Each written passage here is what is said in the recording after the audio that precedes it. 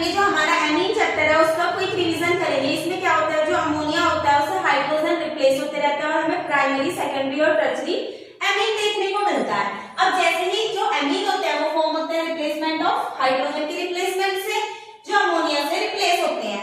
If एक hydrogen replace होगा मतलब कि एक एल्काइल ग्रुप एन से जुड़ेगा NH2 से, तो इसे प्राइमरी एमीन बोलेंगे। 2 R ग्रुप जुड़ेंगे तो इसे सेकेंडरी एमीन बोलेंगे और 3 R ग्रुप जुड़ेंगे तो इसे टर्शरी एमीन बोलेंगे। यानी कि H हट रहा है और R ग्रुप जाके जुड़ जा रहा है। अब ये क्या है, कुछ प्रॉपर्टीज है जो हमें याद रखनी है एमीन चैप्टर की। जब हम RNO2 की रिएक्शन HCl के साथ करवाते हैं FeHCl के प्रेजेंस में, तो हमें एमीन देखने को मिलता है RNH2। और नेक्स्ट रिएक्शन क्या है, जब हम साइनाइड की रिएक्शन RCN की रिएक्शन लिथियम एल्यूमिनियम हाइड्राइड मतलब इसका रिडक्शन करते हैं लिथियम एल्यूमिनियम हाइड्राइड के साथ, तब भी क्या देता है, हमें एमीन देता है। और ये क्या है, प्राइमरी एमीन, ये भी प्राइमरी एमीन है। नेक्स्ट क्या है, जो हमारा हैलाइड होता है, अगर हम हैलाइड की रिएक्शन NH3 के साथ कर देते हैं तब भी हमें RNH2 देखने को मिलता है, जिसे हम क्या बोलते हैं, एमीन बोलते हैं। और अगर हम RCONH2 मतलब कि एमाइड की रिएक्शन लिथियम एल्यूमिनियम हाइड्राइड के साथ कर देते हैं तो हमें RCH2NH2 देखने को मिलता है, जिसे हम प्राइमरी एमीन ही कहते हैं। नेक्स्ट है हमारी ये नेमिंग रिएक्शन है Hoffmann bromide dehydration reaction, degradation sorry. अब इस वाली रिएक्शन में क्या होता है, जो हमारा एमाइड होता है इसकी रिएक्शन जब हम Br2 और एल्कली मतलब कि KOH के साथ करवाते हैं तो हमें एमीन देखने को मिलता है, KBr निकलता है, K2CO3 बाई प्रोडक्ट निकलता है और वाटर भी निकलता है। नेक्स्ट हमारी क्या है रिएक्शन, ग्रेविल थैलेमाइड रिएक्शन है, जिसके अंदर क्या होता है, हम थैलेमाइड की रिएक्शन KOH के साथ करते हैं, H2 और HCl के साथ करते हैं और इसे गर्म करते हैं, तो गर्म करने के बाद हमें एमीन देखने को मिलता है। ये जो एमीन होता है एलिफेटिक एमीन हमें देखने को मिलता है, प्राइमरी एमीन ही होता है जिसे बना सकते हैं, बाकी कोई और एमीन हम इससे नहीं बना सकते। केमिकल प्रॉपर्टीज पढ़ेंगे एमीन की। अब पहली प्रॉपर्टीज है हमारी कार्बोएमाइन रिएक्शन। अब इस रिएक्शन में क्या होते हैं, एमीन की रिएक्शन जब हम क्लोरोफॉर्म और KOH के साथ करते हैं तो RNHC हमें बाई प्रोडक्ट देखने को मिलता है।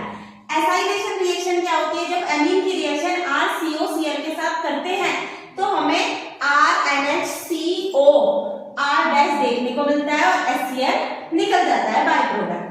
अब है हमारी नेक्स्ट रिएक्शन हिल्सबर्ग रिएजेंट्स के साथ जब हम रिएक्शन करते हैं, इफ हमारे पास प्राइमरी एमीन है और उसकी हम रिएक्शन करते हैं किसके, हिल्सबर्ग रिएजेंट के साथ, जिसको क्या बोलते हैं ClSO2 और बेंजीन आपस में जुड़े रहते हैं, फिनाइल मतलब कि C6H5SO2 और Cl के साथ रिएक्शन करते हैं तो हमें क्या मिलता है, एक एल्कली एक प्रोडक्ट मिलता है जिसे क्या बोलते हैं हम C6H5SO2NHR। ये क्या होता है, एल्कली सॉल्युबल होता है। और अगर हम क्या करते हैं, सेकेंडरी एमाइन की रिएक्शन हिल्सबर्ग रिएजेंट के साथ करते हैं तो जो वो प्रोडक्ट देता है वो एल्कली इनसॉल्युबल होता है। नेक्स्ट वाला क्या होता है, अगर हम टर्शरी एमाइन की रिएक्शन हिल्सबर्ग रिएजेंट के साथ करते हैं तो वो रिएक्शन नहीं देता है। अब इसके बाद हम कुछ फिजिकल प्रॉपर्टीज के बारे में पढ़ेंगे। जो हमारी पहली फिजिकल प्रॉपर्टी है वो क्या है, जो सॉल्युबिलिटी है वो डिक्रीज होती है बॉइलिंग पॉइंट जितना ज्यादा इंक्रीज होता है विद मॉलिक्यूलर मास के साथ। जो ऑर्डर होता है बॉइलिंग पॉइंट का प्राइमरी, सेकेंडरी, टर्शरी और एमाइन होता है। और ऑर्डर ऑफ सॉल्युबिलिटी का जो ऑर्डर होता है वो सेम होता है जो बॉइलिंग पॉइंट का होता है प्राइमरी, सेकेंडरी, टर्शरी एमाइन के साथ। ये primary amine, secondary amine, tertiary amine और नॉर्मल एमाइन जो भी होगा NH वाला। ऑर्डर ऑफ बेसिसिटी का जो ऑर्डर होता है इन गैसियस स्टेट में क्या होता है, टर्शरी एमाइन, सेकेंडरी एमाइन और प्राइमरी एमाइन।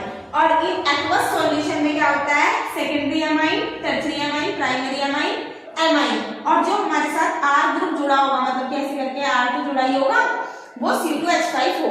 इफ अगर हमारा जो R क्या है CH3 है, एक कार्बन वाला है, तो जो ऑर्डर होगा वो secondary amine, primary amine, tertiary amine, NH2 होगा। ये थोड़ा सा डिफरेंस है, इसमें 3 2 1 है और इसमें 2 1 3 है।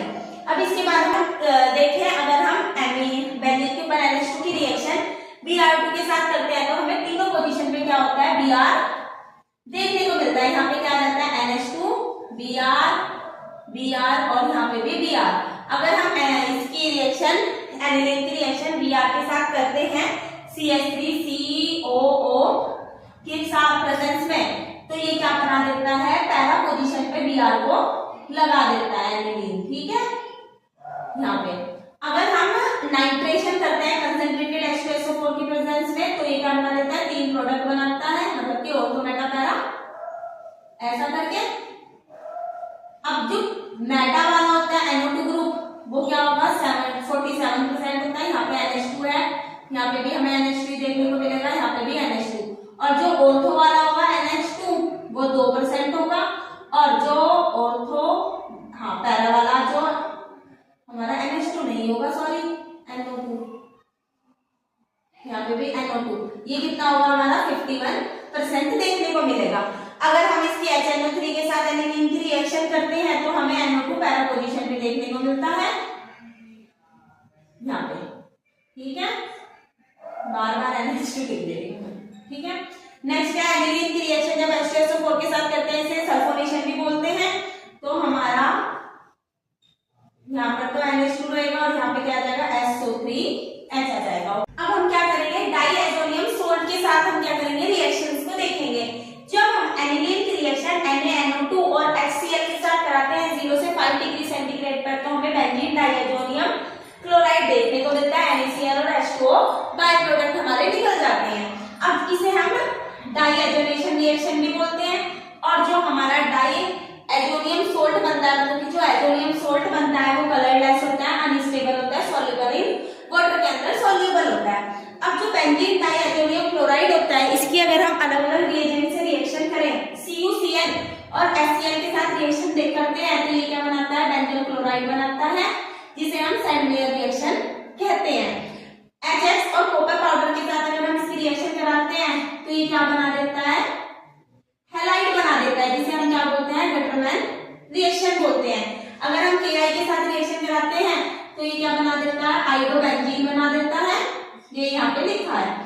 अगर हम HBF4 के साथ रिएक्शन करा देते हैं तो ये क्या बना देता है, फ्लोरोबेंजीन बना देता है, जिसे हम बुंज सीमन रिएक्शन कहते हैं। और H3PO2 और H2O के साथ अगर हम इसकी रिएक्शन कराते हैं तो ये खाली बेंजीन को बना देता है, बेंजीन डाईएजोनियम क्लोराइड। और अगर हम इसकी वाटर के साथ रिएक्शन करते हैं तो ये क्या बना देता है, फिनोल को बना देता है। नेक्स्ट HCH3CH2OH के साथ अगर हम इसकी रिएक्शन कराते हैं तब भी ये क्या करता है, एक तो बेंजीन बनाता है, एक N2 गैस को निकाल देता है, साथ में ये क्या करता है, CH3CHO को बनाता है और HCl को भी बनाता है। अगर हम इसकी फिनोल के साथ रिएक्शन कर देते हैं बेंजीन डाईएजोनियम क्लोराइड की, तो ये क्या बनाता है, एक प्रोडक्ट बनाता है, जिसको क्या बोलते हैं, वो इस तरीके का प्रोडक्ट बनता है, बेंजीन N2 और फिर से एक और बेंजीन जोड़ दो यहाँ पे और फिर OH। इसका नाम होता है पैरा हाइड्रोक्सी